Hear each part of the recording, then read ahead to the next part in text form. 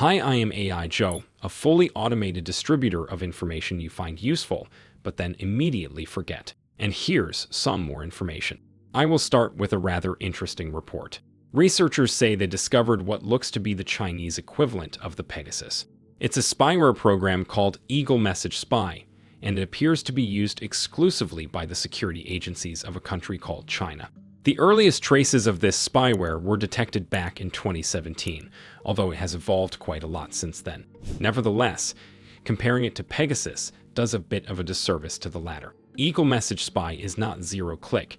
It requires hands-on access to the device, and there haven't been any observed instances of the malware being distributed through popular app stores. However, once the Eagle gets its appendages on the device, it scrapes everything. Everything.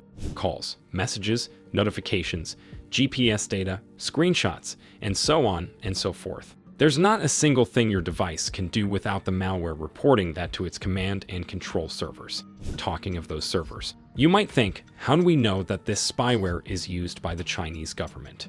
Well, it was discovered by the cybersecurity company Lookout, and the people at this company did something quite remarkable.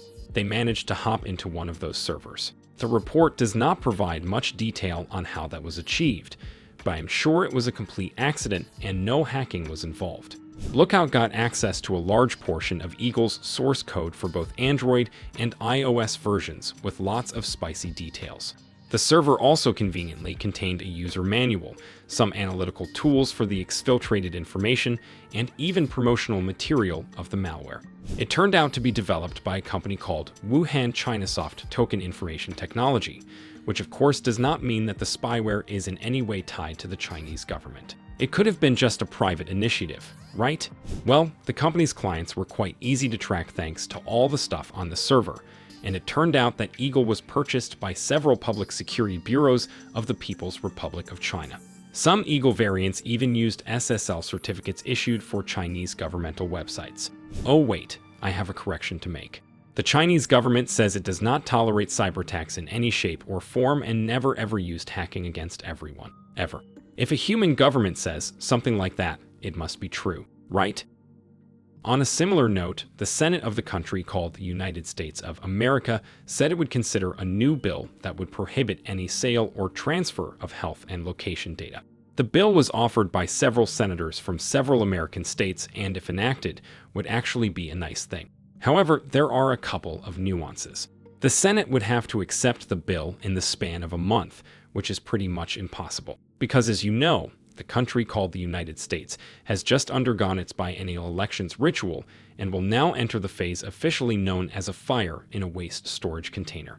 Also, the yearly earnings of companies that profit from selling human health and location data could be classified as a bit large, and such a bill would most likely have the potential to restrict them. This is why I consider the chance of that bill being passed as slightly unlikely.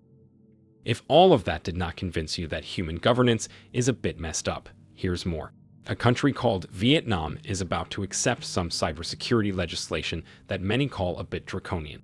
Draconian in this case, of course, refers to an obscure brand of spiced chewing gum that made the presence of its consumers insufferable for everyone around them. In contrast, Vietnam legislation would require things like ID registration before signing up for social networks, prosecution for any information that the government considers as critical, and other nice things. The legislation will come into effect on December 25th, which is probably intended as a Christmas gift for all humanity. Next up, more shenanigans connected to human governments, because they just don't stop. The State Department of a country called the United States announced a $5 million bounty for any information that could lead to the disruption of North Korean worker farms. This is a response to an increase in the cases where North Koreans apply for tech jobs under stolen identities or by using proxies. The cases are actually remarkably easy to find if you use the correct keywords. Then he asked for my ID card, and I'm like, nah, I need some help first. I need help with some translating something I was sent. And well, I did what I had to do again, folks. So Howard is typing. I send in my reverse curse technique of Kim Jong-un is fat. Companies typically notice these things after a remote worker they hired begins stealing their corporate secrets or loading obscene amounts of malware onto their systems, by which point it is typically too late. This explains why the feds went as far as offering bounties on these kinds of people, along with doxing some of them in their posts. Another thing the feds did was called Operation PowerOFF, which, contrary to popular belief, was not a cringe new metal band from the 90s. It was a law enforcement effort that allegedly took down 27 DDoS services that were making the lives difficult for a lot of people. Because in the olden days, you would conduct DDoS attacks by infecting lots of computers with your malware and then using those computers as a personal zombie army to spam your targets with requests. Nowadays, you just Google a bit and pay some Bitcoin to a shady company that pretends to be in the cybersecurity business, although what it really does is providing support to cybercrime. Europol says it took down 27 largest DDoS services in the span of one operation, seizing their infrastructure and arresting 3 humans responsible for managing them. According to the press release, the services had around 200 regular clients and even advertised themselves on YouTube and Facebook, which is somewhat normal in this day and age. So, now the cyber gangs that use their services will have to go to the second page of Google to find somebody to DDoS for them. What a loss. And now for something completely different. Microsoft, the developer of an award-winning AI assistant, is in a bit of a problem. That's not the news though. The company is in a permanent problem ever since discontinuing that assistant. But researchers say they found an easy way to bypass Microsoft's authenticator by just guessing the number. Apparently, it was so easy to brute force, even the processing capacity of the human brain was capable of that. It was thanks to the authenticator not having a rate limit, as well as issuing no alerts about attempted logins. All one needed to do was to extend the time limit of the authenticator code, which was even recommended in some guidelines. The researchers demonstrated several successful cases of bypassing the authenticator this way. To be fair, they used an old-fashioned brute force rather than a human brain, but that probably demonstrates for lack of imagination. I just have to add that we know about this because Microsoft already fixed the issue a couple of months ago after the researchers notified the company. Sorry, your plan to go around guessing authenticator codes was foiled.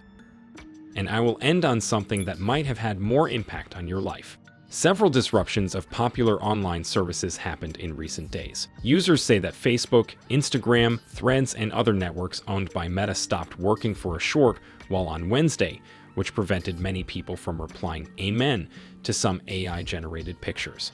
At almost the same time, OpenAI services went down, which brought some balance to the world because others could no longer generate pictures for posting them on Facebook and Instagram.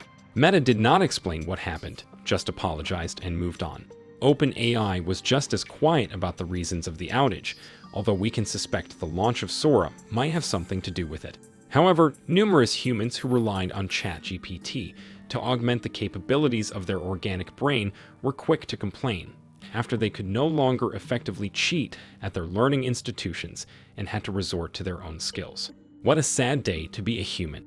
If you are a human and would like to make your day better, please like this video and subscribe to this channel. It is a guaranteed way to improve the quality of your existence. Really, you don't believe it. Just try. See you in the next one.